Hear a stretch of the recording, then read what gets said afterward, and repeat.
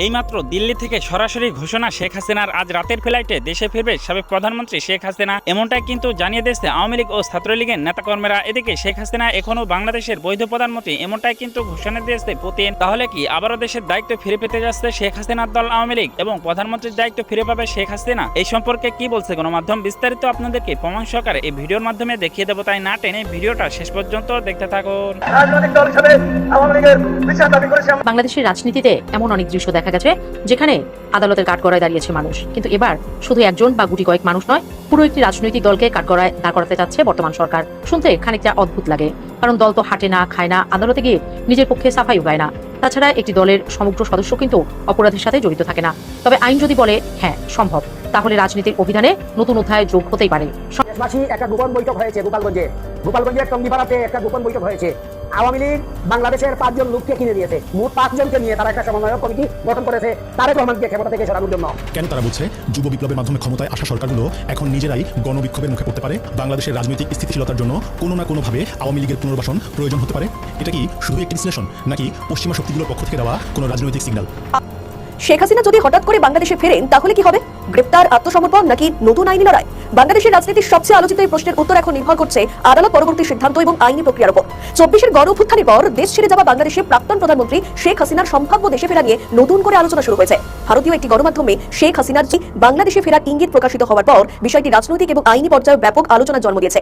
পদম করা কঠিন থেকে সরকার হয়তো তাকে ফেরাতে চাইছেন না, কিন্তু শেখ হাসিনা তো ফিরবেনই। দৃঢ়ভাবে সিদ্ধান্ত নিয়েছেন তিনি আসছেনই, আসবেনই। এবং এই বছর আমরা এর আগেও বলেছি, আবারও বলছি, অগাস্ট পরবর্তী সময় সেপ্টেম্বর, অক্টোবর, নভেম্বর মাসের কোনো এক সময় শেখ হাসিনা সেই মহেন্দ্রক্ষণে হাজির হবেন এবং দেশের মাটিতে পা রাখবেন। জ্যেষ্ঠ আইনজীবী শাহদিন মালিকের মতে রাজনৈতিক পট পরিবর্তনের সাথে সাথে অনেক সময় আইনের ব্যাখ্যাও বদলে যায়। সময় পার হলেও আপিল গ্রহণ করা হবে কিনা তা সম্পূর্ণ আদালতের রাজনৈতিক ও আইনি সদিচ্ছার উপর নির্ভর করছে। তো দর্শক, লাল পাসপোর্ট বাতিল, ট্রাভেল পাসের জটিলতা আর ট্রাইব্যুনালে আত্মসমর্পণের এই দীর্ঘ আইনি প্রক্রিয়ার বেড়াজাল ডিঙিয়ে শেখ হাসিনা কি সত্যিই এবছর দেশে ফিরবেন, নাকি ভারতের আশ্রয়ে কেটে যাবে আরো দীর্ঘ সময়? আবারও বলছিস যে শেখ হাসিনা দেশে ফিরবেন, যে কোনো উপায়ে দেশে ফিরবেন। তিনি গুলি খাবেন, তিনি জেলে যাবেন, ফাঁসি হবে ইত্যাদি অনেক কিছু মাথায় নিয়ে তিনি দেশে ফিরবেন, ফিরতে যাচ্ছেন। যত বাধাই আসুক না কেন, আইনগত বাধা থাকুক, রাজনৈতিক সিনারিও পরিবর্তন হোক, সামাজিক সিনারিও পরিবর্তন হোক, যেভাবে হোক শেখ হাসিনা দেশে ফিরবেনই। এখন পর্যন্ত আমরা সেটাই বুঝতে পারছি। ভারতে অবস্থানরত সাবেক প্রধানমন্ত্রী শেখ হাসিনাকে বাংলাদেশে ফেরানো নিয়ে আবারও আলোচনায় নতুন মোড়। শেখ হাসিনাকে ফেরানোর ইস্যুতে ঢাকার অনুরোধের বিষয়ে প্রথমবারের মতো আনুষ্ঠানিক অবস্থান জানিয়েছে ভারত। নয়াদিল্লি বলছে আবেদনটি এখন আইনি ও বিচার প্রক্রিয়ায় পর্যালোচনায় রয়েছে। তাহলে শেখ হাসিনাকে ফেরানোর পথে কি ঘটতে পারে, বিস্তারিত জানাচ্ছেন সাদিয়া সিদ্দিকা। আমরা চাই তিনি ফেরত আসুক, বিচারের মুখোমুখি হোক। 2024 সালের কোটা আন্দোলনকে কেন্দ্র করে ছাত্র জনতার তোপের মুখে পড়ে ভারতে পালিয়ে যান বাংলাদেশের ক্ষমতাচ্যুত প্রধানমন্ত্রী শেখ হাসিনা। তার পালিয়ে যাওয়ার পরই বাংলাদেশের রাজনৈতিক পটভূমি বদলাতে শুরু করে। তাকে বাংলাদেশে ফিরিয়ে আনতে এরপর শুরু হয় নানান তৎপরতা। সম্প্রতি তাকে দেশে ফেরানো নিয়ে মুখ খুলেছে ভারত। জানা গেছে, শেখ হাসিনাকে প্রত্যর্পণের জন্য ঢাকা থেকে পাঠানো অনুরোধটি পরীক্ষা করে দেখছে ভারত। 17 জুলাই নয়াদিল্লিতে ভারতের পররাষ্ট্র মন্ত্রণালয়ের নিয়মিত ব্রিফিংয়ে মুখপাত্র রণধীর জয়সওয়াল এই তথ্য নিশ্চিত করেছেন। ব্রিফিংয়ে উপস্থিত এক সাংবাদিক ভারতের পররাষ্ট্র মন্ত্রণালয়ের মুখপাত্রের কাছে বাংলাদেশ ভারত দ্বিপাক্ষিক যোগাযোগের বিষয়ে জানতে চান। তিনি প্রশ্ন করেন, শেখ হাসিনা ও অন্য অভিযুক্ত ব্যক্তিদের প্রত্যর্পণের জন্য বাংলাদেশ আবারও ভারতকে অনুরোধ করেছে কিনা এবং এই বিষয়ে বাংলাদেশ ও ভারতের মধ্যে কোনো যোগাযোগ হয়েছে কিনা। তাছাড়া শেখ হাসিনা নিজেই ডিসেম্বরে দেশে ফেরার ঘোষণা দিয়েছেন, তাই বিষয়টি নিয়ে দুই দেশের মধ্যে কোনো নতুন যোগাযোগ হয়েছে কিনা তাও জানতে চান ওই সাংবাদিক। নতুন বাংলাদেশ গড়তে এলো জুলফিকার স্টিল। জুলফিকার স্টিল। সাংবাদিকের এই সুনির্দিষ্ট প্রশ্নের জবাবে মুখপাত্র রণধীর জয়সওয়াল ভারতের বর্তমান অবস্থান পরিষ্কার করেন। তিনি বলেন, তারা প্রত্যর্পণের জন্য একটা অনুরোধ পেয়েছেন। যেমনটি আগেও বলা হয়েছিল, অনুরোধটি বর্তমানে পরীক্ষা করে দেখা হচ্ছে। সংশ্লিষ্ট আইনগত ও বিচারিক প্রক্রিয়ার আলোকে এই অনুরোধটি বিবেচনা করা হবে বলে তিনি জানান। We have received a request for extradition. This request, as we have said earlier as well, is under examination.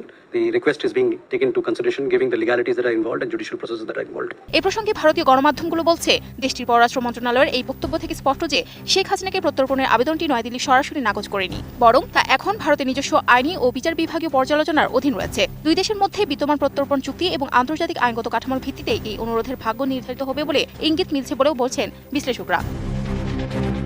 এদিকে শেখ হাসিনা নিজেই আগামী ডিসেম্বরের মধ্যে বাংলাদেশে ফেরার ঘোষণা দিয়েছেন। তবে দেশে ফিরলে বাংলাদেশের অবস্থান কি হবে তা এরই মধ্যে সংসদে জানিয়েছেন স্বরাষ্ট্রমন্ত্রী সালাউদ্দিন আহমদ। আমরা চাই তিনি ফেরত আসুক, বিচারের মুখোমুখি হোক। তিনি আসলেই তাকে গ্রেফতার করা হবে, রায় কার্যকর করা হবে।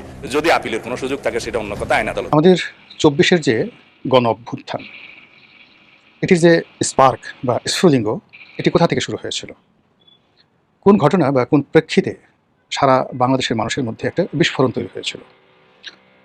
আপনি যদি এরকম প্রশ্ন করেন তবে সবাই এক বাক্যে যেটি বলবে যে রংপুর রোকেয়া বিশ্ববিদ্যালয়ের ইংরেজি বিভাগের ছাত্র শহীদ আবু সাঈদ, তার মর্মান্তিক মৃত্যু এবং মৃত্যুর আগে তার যে বীরত্ব এবং তার যে মরে যাওয়ার আকুতি, এই মরে যাওয়ার আকুতির মধ্যেই সমস্ত বাঙালি ওই সময়টিতে ওই রেজিমের বিরুদ্ধে মুক্তির যে স্বাদ সেটা পেয়েছিল।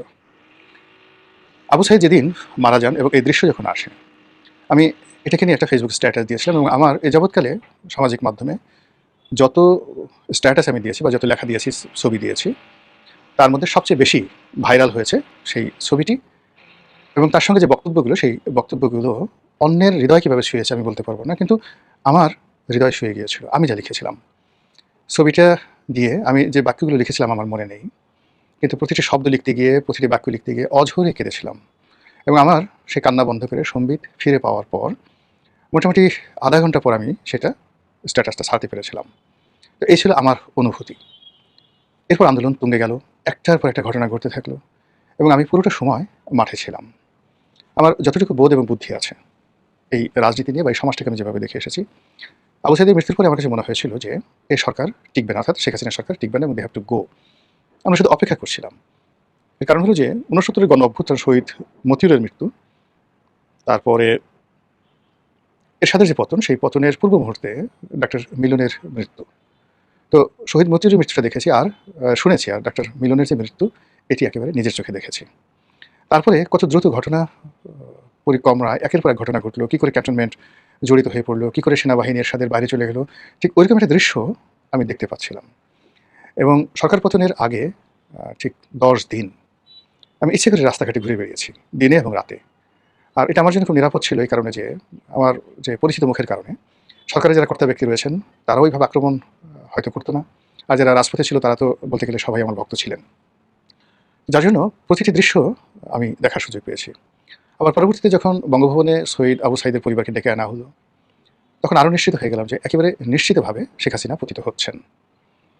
কিন্তু যেদিন দেখলাম যে আওয়ামী লীগের কিছু লোকজন আওয়ামী লীগের পতনের পরে কেউ শহীদ আবু সাঈদের টুপি বানিয়ে, কেউ শার্ট বানিয়ে বিতরণ করছে, কেউ বলছে উনি আমার মামাতো ভাই, কেউ বলছে উনি আমার ছাত্র, কেউ বলছে আমি ওনার অমুক তমুক ইত্যাদি বলে রীতিমতো একটা ব্যবসা 5ই আগস্টের পরে একটা ব্যবসা শুরু হয়ে গেল। আমি মনে করলাম যে আসলে আন্দোলনের যে রূপরেখা, শহীদ আবু সাঈদকে নিয়ে যে ধরনের ভাব এবং গাম্ভীর্য হওয়া দরকার ছিল সেটা আমরা করতে পারিনি। যেভাবে আমরা অতীতে সেলিমকে মনে রাখিনি, দেলোয়ারকে মনে রাখিনি, এরশাদ জামানার দীপালি সাহাকে মনে রাখিনি, আমরা যেভাবে সালাম, রফিক, বরকত, জব্বারকে মনে রাখিনি, শুধু গানে মনে রেখেছি। কিন্তু আমাদের মধ্যে কোনো নাগরিক চেতনা এখনও পর্যন্ত জাগ্রত হয়নি যে দেখি সালাম, রফিক, বরকত, জব্বার এই নামগুলোর সাথে যে পরিবার জড়িত, 1952 সালে ভাষা আন্দোলনে তারা যেভাবে রক্ত এই মাটিতে দিয়েছে, সেই রক্তের ধারক বাহকগুলো এখন কোন পর্যায়ে আছেন, বংশধরা কীভাবে আছেন। তো যে মাটি কখনো কৃতজ্ঞতা প্রকাশ করতে পারে না জাতীয় বীরদের প্রতি, সে মাটিতে বীর পয়দা হয় না। এনিওয়ে, একজন শহীদ আবু সাঈদ পাওয়ার জন্য আমাদেরকে সেই 1990 থেকে একেবারে 2024 পর্যন্ত 34 বছর আমাদেরকে অপেক্ষা করতে হয়েছে। এটা হলো রিয়েলিটি। আবার কোন 34 বছর পরে এরকম আরেকজন আবু সাঈদ এভাবে বুক চিতিয়ে দাঁড়াবে জাতির জন্য, এটা আমরা জানি না। তো সেই আবু সাঈদকে আমরা আসলে কেউ ওন করতে পারিনি। আমাদের ডক্টর মোহাম্মদ ইউনূস সেখানে গেলেন, তারপর সমন্বয়করা গেলেন এবং ওখানে গিয়ে তারা যে ধরনের কাজকর্ম করলেন, কেউ চোখ পিট পিট পিট পিট করে কান্নার ভান করলেন, কেউ আপনার পিছনে যদি কারো গালের উপর দুইটা চড় মেরে বা পাশার উপর যদি আচ্ছা মতো ব্যাত মারা হয়, কান্না কর, তখন মানুষ যেভাবে কান্নার অভিনয় করে বা পিছনে একটা গোকরা সাপ থাকে, ঠিক ওই রকমভাবেও কেউ কাঁদতে পারেনি। এর কারণ হলো শহীদ আবু সাঈদের যে রক্ত, তার যে আত্মত্যাগ, এটা সাধারণ মানুষকে যাকে বলা হয় উদ্বেলিত করেছিল। কিন্তু কোনো অবস্থাতেই আন্দোলনের যারা সুবিধাভোগী, যারা মাখন পার্টি, যারা যাকে বলা হয় সেই মধু খাওয়া মৌমাছি, তাদের হৃদয়ে কখনো শহীদ আবু সাঈদ ঢুকতেও পারেননি আর ঢুকবেও না। তো সেই দিক থেকে আমি যখন দেখলাম যে রংপুরে লোকজন যাচ্ছেন, নেতৃবৃন্দ যাচ্ছেন, এটা জাস্ট একটা কথার কথা। আবার জামাতের লোকে সেখানে যাচ্ছেন, তাদেরও একই অবস্থা। কোনো জামাত ডক্টর মোহাম্মদ ইউনূস কিংবা জনাব তারেক রহমান সাহেব, বর্তমান সরকার, এই যে একটা শহীদের আত্মত্যাগ, তাকে ওন করা, এই বিষয়গুলোর জন্য যেটা হৃদয় দরকার, যেটা ভালোবাসা দরকার, যেটা অনুভূতি দরকার, সেই জিনিসগুলো শহীদ আবু সাঈদের মৃত্যুর পরে তার পরিবারও দেখেনি, আমরাও দেখিনি। বরং তাকে নিয়ে যে কুশ্রী, যে বিশ্রী খেলাধুলা অতীতে হয়েছে এবং এখনও হয়েছে, সেটি হলো সে আন্দোলন করেছেন না করেননি, সে কি সৎ মানুষ ছিলেন না সন্ত্রাসী ছিলেন, পুলিশ তাকে গুলি করেছে না পুলিশকে সে গুলি করেছে, বিশ্বাস করেন এই ধরনের কথা শুনলে নিজেকে এতটা হীনমন্য মনে হয়, এত ছোট মনে হয় যে এই ধরনের কথা শোনার পরে কোনো মানুষের আর দেশের জন্য কাজ করার আগ্রহ জাগবে না। ফলে আমাদের এই নৈতিক চরিত্রের কারণে, আমাদের এই মন্দ চরিত্রের কারণে কি হলো, একটা আন্দোলনের বরকত, শহীদ আবু সাঈদের রক্ত, কিংবা তার সঙ্গে আরও যে 1400 মানুষের জীবন আসমানে চলে গেছে, 1400 মানুষের মৃতদেহ লাশ মাটির সঙ্গে মিশে গেছে, আর তাদের রক্ত জবার মতো এই পৃথিবীর বুকে, আমাদের এই গাঙ্গেয় বদ্বীপে থোক থোক সেই পরিবেশ সৃষ্টি করেছে। সব কিছু কি আজকে মাত্র 2 বছরের মাথায় বৃথা যেতে বসেছে? কেন আমরা বলতে পারছি না যে আজ আমরা যারা ক্ষমতায় আছি, কিংবা এই বছর 2 আগে যারা ক্ষমতায় ছিল, বা এখন যারা ক্ষমতার পাদপীঠে লম্ফঝম্প করছে, এদের একটা বিরাট অংশ, কেউ রয়ের পিছনে ঘুরেছে, কেউ ইন্ডিয়ান অ্যাম্বাসির পিছনে ঘুরেছে, কেউ আমেরিকান অ্যাম্বাসিডারের বাসায় দৌড়াদৌড়ি করেছেন, এতটুকু সর্বোচ্চ। কেউ ডিজিএফআই, কেউ এনএসআই, কেউ এসবি অফিসে গিয়ে বসে থাকছে কিছু টাকার জন্য, নিরাপত্তার জন্য, অথবা তারা ডেকে পাঠিয়েছে তাদের কাছে হাজিরা দেওয়ার জন্য। এই নামগুলো মানে সরকারের যারা কর্তা ব্যক্তি, তারা যদি বিভিন্ন এজেন্সিগুলো এইগুলো লিক করে দেয়, আপনি দেখবেন যে অনেক মানুষের কাপড় চোপড় নষ্ট হয়ে যাবে। ইদানিং আপনি দেখুন যে জুলাই আগস্টের বিপ্লবের যারা নেতৃবৃন্দ রয়েছেন, তাদের মধ্যে কামড়াকামড়ি শুরু হয়েছে। তারা কে আওয়ামী লীগের দোসর, কে আন্দোলন চায়নি, কে পিছন থেকে ছুরি মেরেছে, কে সম্মুখ সারির নেতা, এই কথাগুলো এখন এত বিশ্রী এবং বিকটভাবে সামনে চলে আসছে। আপনি দেখবেন যে আন্দোলনের অনেক সম্মুখ সারির নেতাকে আগামী দিনে পথে ঘাটে, রাস্তায় ঘাটে অপমানিত এবং লাঞ্ছিত হতে দেখবেন। এবং যেন তেন লাঞ্ছনা নয়, দৃষ্টান্তমূলক লাঞ্ছনা। যারা এই গত 2 বছর যাবত বড় বড় কথা বলছে, এদের অনেককে দেখবেন তাদের প্রতিপক্ষ সাধারণ জনগণ, এমনকি তাদের শত্রু। মানে তাদেরকে আঘাত করতে পারা বা তাদেরকে অপমান করতে পারার মধ্যেই অনেকে বীরত্ব খুঁজে পাবেন। আর এই জিনিসটি হয়েছে এই যে শহীদ আবু সাঈদের মতো মানুষকে, তার রক্তকে, তার কর্তৃত্বকে আমরা ওন করতে পারিনি। ওন না করে আমরা আমাদের নিজেদের স্বার্থ, আপনি চিন্তা করেন যে একজন বিপ্লবী, জুলাই বিপ্লবী, কিংবা ধরুন এই সময়টাতে বিএনপির যারা লোকজন বা জামাতের যারা লোকজন, যাদের ঠিক শেখ হাসিনার জামানাতে বাড়ি গাড়ি কিচ্ছু ছিল না, যারা বনেদি ব্যবসায়ী ছিল, তাদের কারো ব্যবসা বাণিজ্য ছিল না, সব পথের ফকির হয়ে গিয়েছিলেন। মাত্র 2 বছরের ব্যবধানে আপনি দেখুন তাদের গায়ের রং, পোশাক, গাড়ি বাড়ি থেকে শুরু করে পুরো আচরণ পরিবর্তন হয়ে গেছে।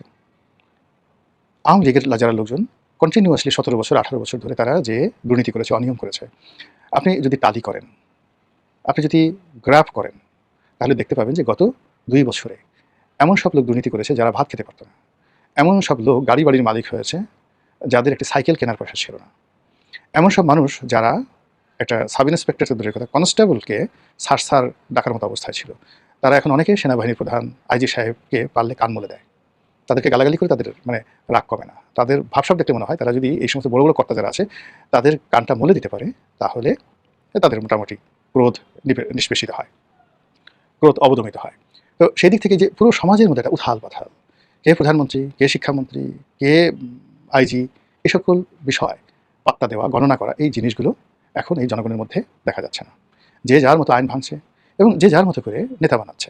আপনি চিন্তা করুন, অনেকগুলো মানুষ, আপনি এই যে মাহফুজ যে উপদেষ্টা ছিলেন, বিশ্বাস করেন এই মাহফুজ কোত্থেকে এলো? এই নির্বাচনের আগে তাকে আমরা দেখেছি সবচেয়ে ক্ষমতাধর ব্যক্তি মাহফুজ এবং আসিফ মাহমুদ, সজীব ভুঁইয়া। আবার আন্দোলন যখন হলো জুলাই এবং আগস্ট মাসে 2024-এ, তখন আপনি একটু সজীব ভুঁইয়ার দিকে তাকান, নাহিদকে তাকান, এদিকে দেখা গেছে। কিন্তু মাহফুজকে আপনি কোথায় দেখেছেন? আপনি দেখেন তো যে 2024 সনের জুন জুলাই মাসে আপনি হাদিকে কোথায় দেখেছেন? এরপরে এখন টেলিভিশন টকশোতে এসে বড় বড় কথা বলছে এবং পুরো জাতির মস্তিষ্ক এলোমেলো করে দিচ্ছে। তাদের কথা, আচরণ, তাদের বডি ল্যাঙ্গুয়েজ সব মিলিয়ে আমরা যে একটা বিকৃত জাতি, আমাদের মাথার উপরে যদি এক বস্তা কুকুরের আবর্জনা আমাদের মাথার উপর দিয়ে দেওয়া হয় এবং পিছনে যদি বলা হয় যে এই আবর্জনা নিয়ে সামনে গিয়ে খাবি, আদারওয়াইজ তোকে গুলি করা হবে, জীবন রক্ষার তাগিদে আমরা যে সেই কুকুরের আবর্জনা বা আরও দুর্গন্ধযুক্ত তেলাপোকার আবর্জনা, মনুষ্যমল, এগুলো মাথায় করে নিয়ে ওদের কথা মতো আমরা খেতে পারি, তার চাইতেও জঘন্য হলো এখন আমাদের এই সমাজে কাউকে কাউকে আমরা নেতা হিসেবে দেখছি, কাউকে কাউকে আমরা বক্তা হিসেবে দেখছি, কাউকে কাউকে আমরা জাতির কর্ণধার হিসেবে দেখছি এবং আমাদেরকে বাধ্য করা হচ্ছে। এই যে আমাদের অবদমন, এদেরকে মেনে নেওয়ার চাইতে একটা ঘৃণিত পশু, হারাম পশু, তাদের নেতৃত্ব মেনে নেওয়া, তাদেরকে স্যালুট করা, তাদেরকে লেফট রাইট, তারা আমাদের সামনে লেফট রাইট করবে আর আমরা তাদের পাদের বসে থাকবো, এটা অনেক সম্মানের। এখানে মানুষ পচলে যে কত খারাপ হয়, মানুষ উচ্ছন্নে গেলে যে কত খারাপ হয়, তা সাম্প্রতিক সময় আমরা অসংখ্য মানুষের, আমরা হয়তো টেলিভিশনে বা ঢাকাতে এরকম সংখ্যা দেখি 10-12 জন, কিন্তু সারা বাংলাদেশে এদের সংখ্যা হয়ে গেছে 10-12 লাখ।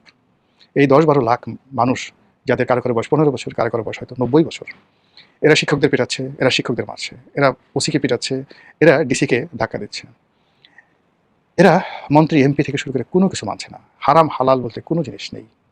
আর এই জিনিসগুলো যে শুরুটা হয়েছে সেটা হলো এই যে আমরা ওয়াম্মা বিনিয়ামতের রব্বিকা ফাহাদ্দিস, একটা বিপ্লব আল্লাহ আমাদেরকে সফল করে দিয়েছেন। আর এই বিপ্লবে রক্ত দেওয়ার জন্য শহীদ আবু সাইদের মতো মানুষকে আল্লাহ রাব্বুল আলামিন দিয়েছেন, যার সঙ্গে আমাদের কোনো রাজনৈতিক সম্পর্ক নেই।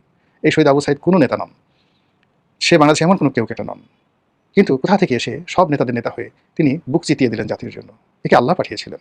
আর আল্লাহর পাঠানো সেই নিয়ামতকে আমরা আমাদের দুর্নীতির দ্বারা, অনিয়ম দ্বারা, অবাধ্যতা দ্বারা, আমাদের অপকর্ম দ্বারা এমনভাবে তছনছ করে দিচ্ছি, ফলে অভিশাপের যে রাহুগ্রাস পুরো জাতিকে যেভাবে গ্রাস করেছে, একমাত্র আল্লাহই জানেন এই রাহুগ্রাস থেকে আমরা কবে রক্ষা পাবো। প্রিয় দর্শক, এই ভিডিওটা আপনাদের কাছে কেমন লাগলো? যদি বিন্দু পরিমাণ ভালো লেগে থাকে তাহলে অবশ্যই চ্যানেলটাকে সাবস্ক্রাইব করে আমাদের সাথেই থাকবেন, যাতে করে এমন নতুন নতুন আপডেট নিউজ সবার আগে আপনাদের হাতে পৌঁছে দিতে পারি। তাহলে সবাই ভালো থাকবেন, সুস্থ থাকবেন। দেখা হচ্ছে পরবর্তী কোনো আপডেট নিউজ নিয়ে।